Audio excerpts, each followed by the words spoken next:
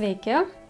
Ši laidelė bus šiek tiek kitokia, nes viską pateiksiu per humoro prizmę. Tiesiog neseniai atradau tokią vieną knygelę Žiniuonių išmintis. Tai yra gana sena knygelė, čia va rašo 1993 metų, išleista Kaune. Ir kuo jinai ypatinga, tai kad čia yra surašyti patarimai, kaip žmonės gydydavosi senovėje. Arba, pavyzdžiui, iki atvažiuojant greitajai, ką reikia daryti, kaip išlaikyti, kaip palaikyti ligonio sveikatą, jeigu greitoji greitai neatvažiuoja. Šiaip tai visai nebloga knygelė, tik tai atradau aš joje tokių nemažai perliukų. Tai dabar aš norėčiau tais perliukais su jumis pasidalinti. Kai kurie patarimai bus gana juokingi, tai pasiruoškite, nes šiuolaikinėse knygose nieko panašaus nerašo. Tai jau yra žiniuonių išmintis iš senovės. Žinoma, neskaitysiu aš čia kiekvieno to patarimo, bet tiesiog atrinkau tokius perliukus. Kas man pasirodė įdomu, kažkas keista pasirodė, kažkas juokinga. Tai tikrai nepriimkit už rimtą šitų patarimų. Galbūt kažkiek juose ir yra tiesos, aš neišbandžiau, bet nesiūlau jums tais patarimais vadovautis ir išbandyti, nes kai kurie iš jų yra gana tokie radikalūs. Tai pradėsim nuo tokių paprastesnių. Na, o jeigu kažką tai norėsite išbandyti šitų patarimų, tai tuomet siūlau prieš tai pasikonsultuoti su gydytoju, ar jums galima tokius dalykus daryti. Taigi, pradėkime nuo tokių švelnesnių patarimų. Pavyzdžiui, yra skirelis epilepsija. Tai čia, pavyzdžiui, yra toks patarimas, ką daryti, kai yra epilepsija. Tai čia rašo, epilepsija išgydoma tokiamis simpatinėmis priemonėmis. Paimama iš krosnės degančių medienos anglių ir į puoduką su vandeniu nupučiami pelenai, po to į jį sudedama ir anglis. Paskui meldžiamasi prieš ikoną skaitant Tėve mūsų ir 3 kartus duodama išgerti ligoniui vandens iš puoduko. Po 12 dienų gydymas pakartojamas. Priepuoliai paprastai baigėsi po 1-ojo seanso, po 2-ojo seanso ligonis visiškai pasveiksta. Jūs nesmerkit manęs, kad aš kai kur šypsosiuosi, aš tikrai ne iš ligų šypsausi, bet iš tų patarimų, kurie, šiek tiek taip keistai skamba, kai kurie va čia pasitelkiamas ir tikėjimas, religija, sukartoti Tėve mūsų ir baigsis epilepsija. Neišbandžiau, tai negaliu pasakyti, kaip čia būtų, bet dabar einam prie kitų patarimų. Tai pavyzdžiui yra patarimas nuo dieglių. Tai yra strėnų raumenų uždegimas, dažniausiai kylantis dėl persišaldymo, lydimas stiprių dieglių strėnų srityje. Tai kągi siūlo liaudies medicina? Liaudies medicina nervo sugnybimui gydyti rekomenduoja įsitverti rankomis už aukšto skersinio, prisitraukti aukštyn ir iškart dribtelėti žemyn ir nuo stipraus sukrėtimo nervas atsilaisvins. Skamba taip gana bauginančiai, galbūt senovėje žmonės ir bandė tokius metodus, galbūt jiems ir padėjo, bet aš nežinau, ar rizikuočiau. Bet čia kiekvienas sprendžia, jeigu jau niekas nebepadeda, galbūt toks būdas kažkam ir padėtų, bet rizikuoti nesiūlyčiau.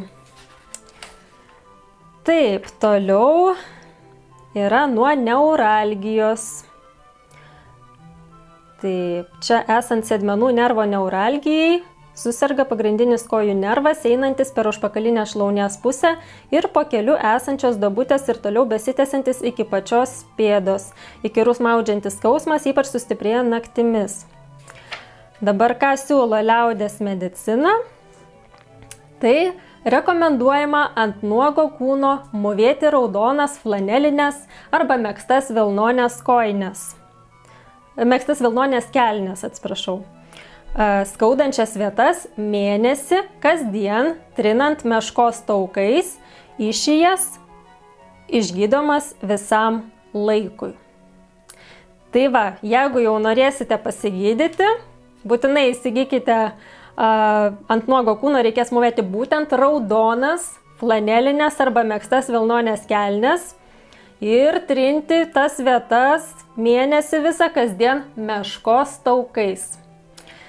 Tai va, toks yra patarimas.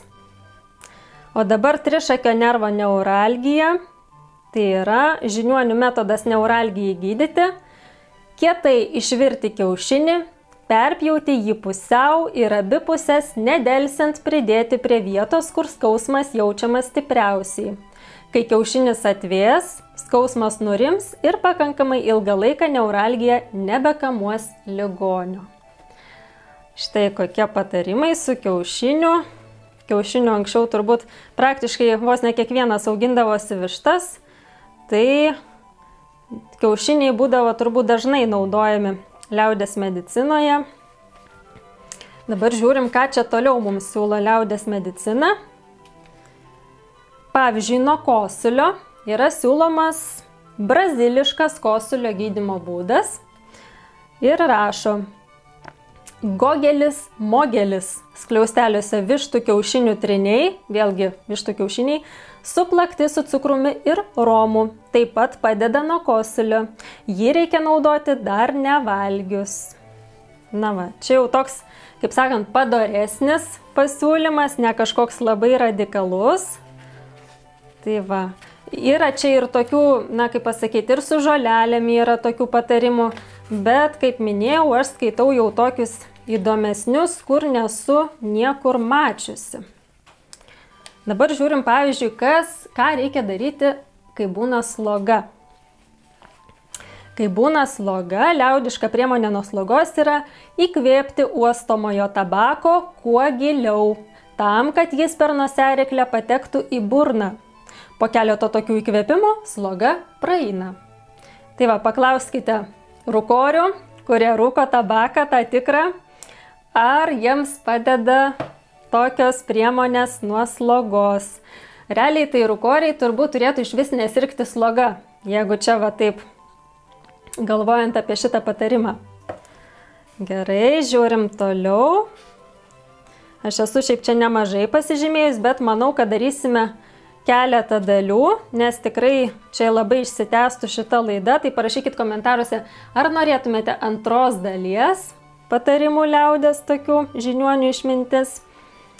Ir tada galėsiu padaryti antrą dalį, pratęsimą.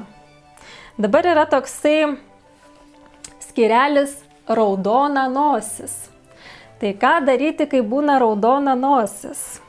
Ir čia rašo: ši liga būdinga girtuokliams. Tačiau gali išsivystyti ir nuo patekusios į nosį infekcijos. Pradžioje atsiranda raudonumas tik ant nosies galo, po to parausta visa nosis, netgi skruostai ir dalis kaktos.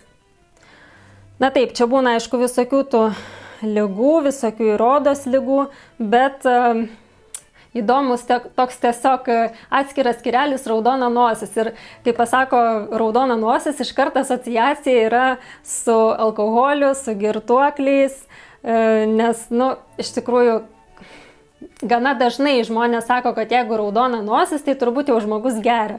Tai va čia irgi tai pasakyta, ši liga būdinga girtuokliams. Bet žinoma, nebūtinai. Jeigu yra kažkokių tai kitų ligų, tai būna įvairių veido ligų, tai čia tikrai ne vien apie girtuoklius. Dabar žiūrim toliau 56 puslapis, patarimas, nuo ko čia buvo.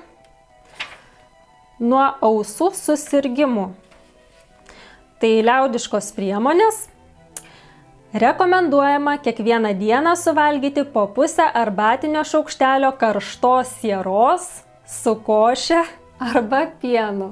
Skamba gana taip bauginančiai, nežinau, ar aš drįsčiau taip po pusę arbatinio šaukštelio karštos sieros suvalgyti, bet matyt, anksčiau turėdavo žmonės tos sieros. Na, Aišku, ir šiltnamis dezinfekuoja siera, ir šiais laikais yra tos sieros tabletės, bet matyt, daug kas turėdavo anksčiau tos sieros ir apskritai jie turėdavo žmonės įvairių priemonių, kurių šiais laikais tikrai mes neturim vaistinėlėje. Tai ir tą patį kalio permanganatą labai dažnai naudodavo žaizdoms įvairioms ir ten kristaliukus tuos tiesiog ir ant atvirų žaizdų berdavo, kiek čia skaičiau. Tai iš tikrųjų čia galima visokių tų dalykų prisiskaityti, ko tik žmonės nedarydavo. Taip. Po to įlašinti į ausį kepto svogūno sulčių su sėmenų aliejumi. Na, čia lyg ir viskas gerai skamba. Dabar yra įdomus patarimas, toks, sakyčiau, netgi pavojingas. Tai yra patarimas nuo žagsėjimo. Ką daryti, kai žmogus žagsi? Tai reikia atstatyti peilio ašmenis į žagsinčiojo tarpuakį, kad jis atidžiai nemirksėdama žiūrėtų į juos. Po minutės žagsėjimas praeina.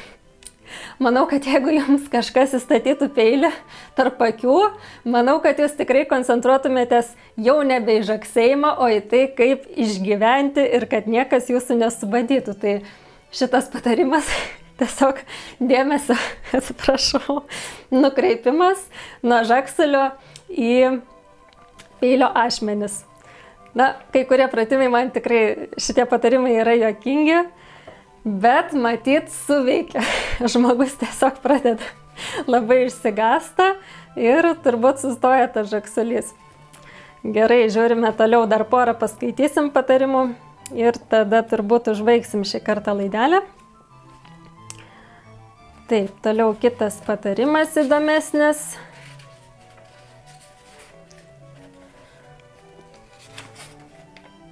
Ką daryti susižeidus ar įsipjovus nuo žaizdų? Su žaizdomis ką daryti? Taip, sukrešėjusi kraują ant žaizdos galima lengvai atmirkyti raugintais kopūstais. Tai va, turėkite omenyje, galbūt panaudosite.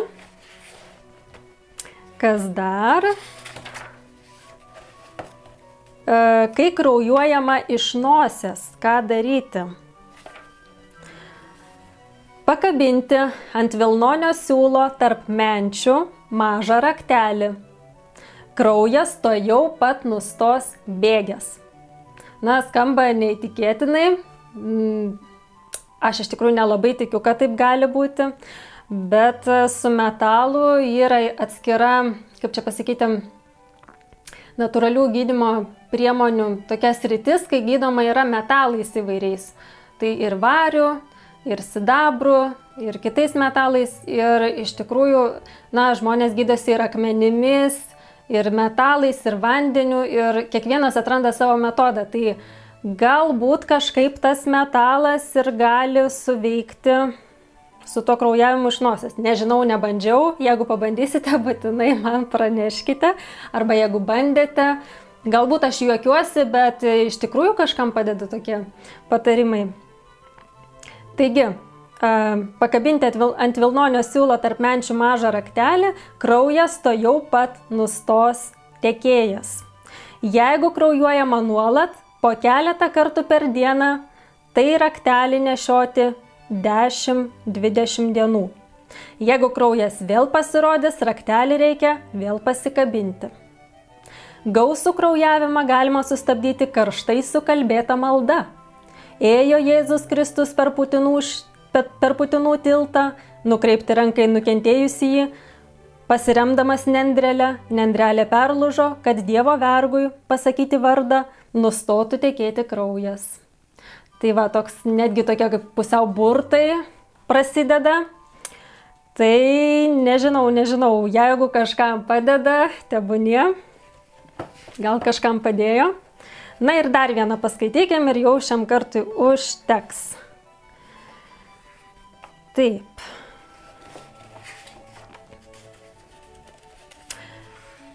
Ką daryti apsinuodijus smalkėmis? Tie žmonės, kurie gyvena kaime, puikiai žino, kas yra smalkės ir kokį pavojų jos gali sukelti.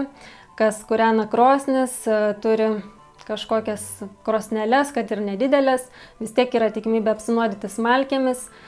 Tai tikrai anksčiau senoviai kiekvienas turbūt žinodavo, ką reikia daryti, nors ne kiekvienas, nes yra nukentėjusi ir ne vienas yra iš tikrųjų su tom smalkėmi ir nusibaigęs. Tai čia būdavo anksčiau turbūt tokia problema didesnė. Šiais laikais daug žmonių gyvena butuose, kur nesikūrena malkomis krosnių, tai retesnė tokia problema, bet pavyzdžiui, mes irgi namuose kūrenamės krosnį, tai reikia žinoti, ką daryti, kad neapsinuodytume smalkėmis. Taigi, apsinuodijimas smalkėmis liaudies priemonė – įmirkyti audinį šlapime ir aprišti galvą. Apsinuodijęs greitai atsigauna. Na va, toks yra patarimas. Nežinau, kodėl šlapime, negaliu to paaiškinti. Galbūt yra žinančių, kodėl. Yra iš tikrųjų, mes galim šaipytis, galim juoktis iš tų dalykų, bet iš tikrųjų netgi yra atskiras gydymas šlapimu. Ir tikrai mano ir viena draugė pasakojo, kad, pavyzdžiui, miežį išsigydė tepdama šlapimu. Tiesiog miežys, kai atsiranda tokia kaip puslelė ant akies, tokia ir skausminga, ir žodžiu, tikrai nemalonus toks dalykas. Ir sakė, padeda miežį išsigydyti šlapimas. Tai galim juoktis, bet iš tikrųjų šlapimu, ypač senovėje, visai nemažai gydė įvairių negalavimų. Tai čia nesijuoksi, taip sakant. Na ir paskutinis tuomet bus patarimas – išnirimas, kai kas nors išnyra.